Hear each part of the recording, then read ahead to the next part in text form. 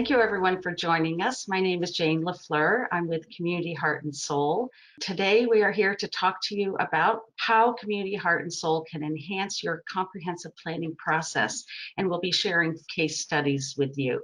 Here's a case study about Rockland, Maine. Rockland is a town of about 7,000 people on the Maine coast.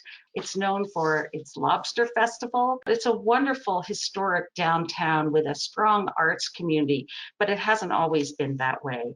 There was an economic decline in the 70s and 80s, and then it started to have an upturn, focusing on the waterfront and the arts community and tourism. And all these festivals started to grow and volunteerism started to increase. And at the same time, there was a feeling that there was some distrust of government. There was some growing anxiety about people not feeling heard in the community. So they started the Community Heart and Soul process, and the volunteer team listened to the neighbors. They went into the neighborhood in collaboration with the Comprehensive Plan Committee. The Comprehensive Plan Committee used the Heart and Soul team as their outreach arm for their public engagement. They went into neighborhoods, they went to block parties, they listened to folks on the street, they joined festivals. They had all kinds of methods that Heart and Soul promotes in order to hear the voices of people that may not have been heard.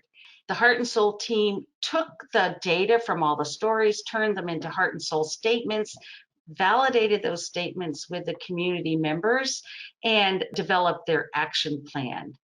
This is a photo of the resolution that was passed by City Council. They committed to using the statements to evaluate decisions regarding future policy, strategic plans, operational issues, and community investments.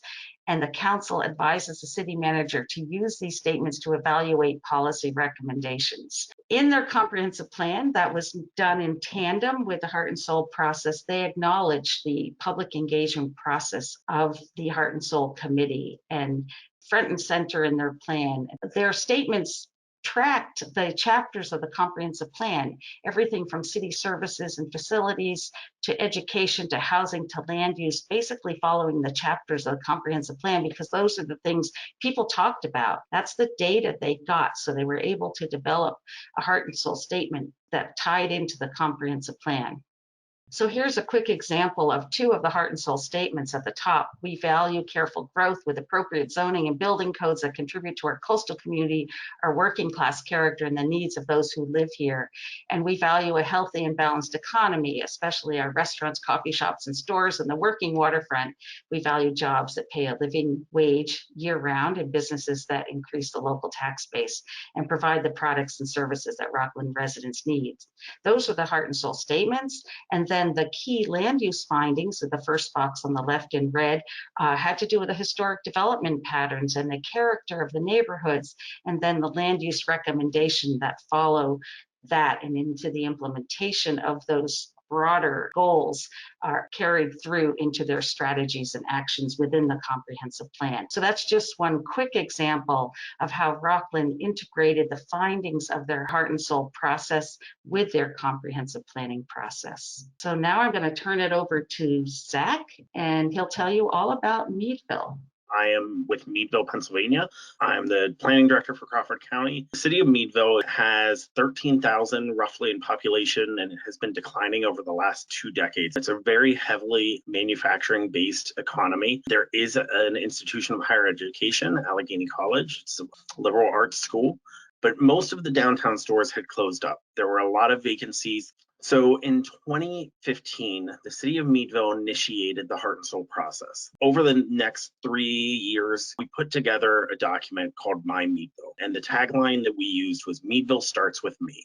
Over that 3-year period, we had over 1,400 stories that we had collected. But we came out with 6 different statements that ultimately has directed the work done by the city and other entities in the community. The key part of this is that it's not just buy-in from the elected officials. This is really something that the community bought into, and other organizations, members, citizens have championed and carried on since the adoption and the acceptance of the plan document. One of the big outcomes is that the city of Meadville has an outdated zoning ordinance. ordinance. It's a Euclidean-based zoning ordinance. And what we found was that that was detracting from not only the tax base and economy of the local community, but it was creating these spaces that people didn't feel comfortable in. And so the city of Meadville received a grant to update their zoning ordinance. What they decided to do was to go with a form-based code approach. It has created an increased mixed-use presence throughout the community, and many of those neighborhoods now are opening up to allow for a number of other walkable uses in neighborhoods where people want to live and want to work. One of the other pieces that flushed out was the desire for recreational amenities and activities for children and youth. And so the graphic on the slide here shows a project that the city of Meadville made come to fruition. They took on designing a master park plan for a park in a low-income neighborhood that historically has seen very little, if any, investment by the city. This project is going to completely revolutionize that community and neighborhood. This project is something that would not have been accomplished if it wasn't for the My Meadville initiative. Additionally, we've had the opportunity this week to actually formally announce another trail project that is going down at the waterfront, that we're developing a 1.5 mile trail system that will connect to the state bicycle network, as well as a regional trail called the Ernst Trail. This trail was a private-public partnership.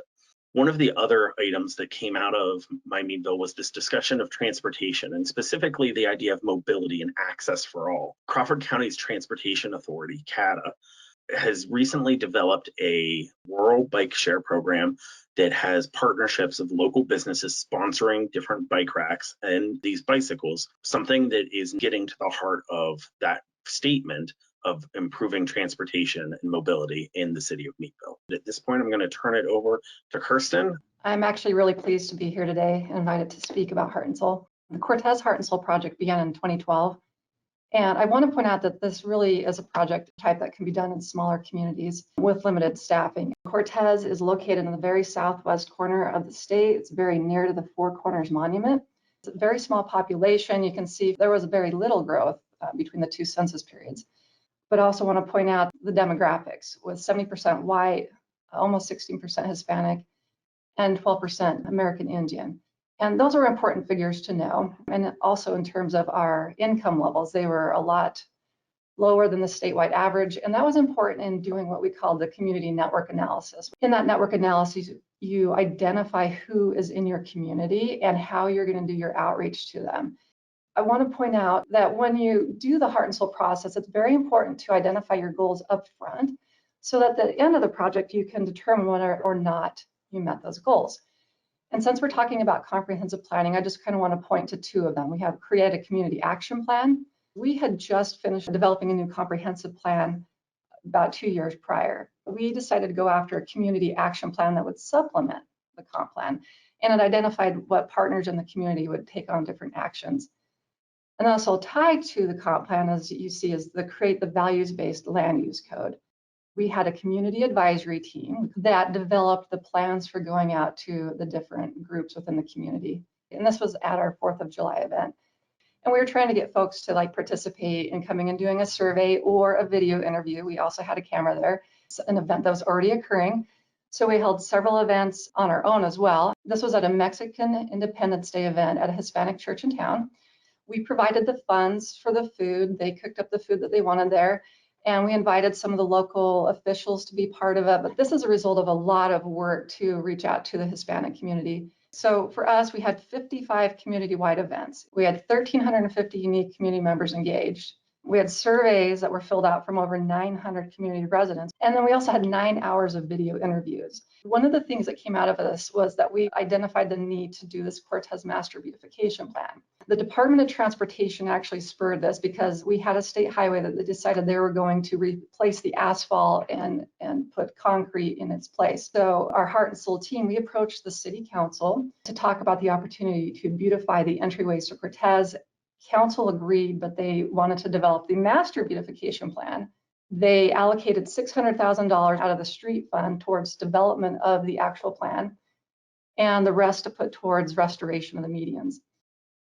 going back to that idea of developing a new land use code, making sure that the code aligned with the community value statements and the community action plan was a pretty big deal. And I would note that the city later won a merit award from the APA Colorado section for the work on the Heart and Soul project, which was pretty big news for us.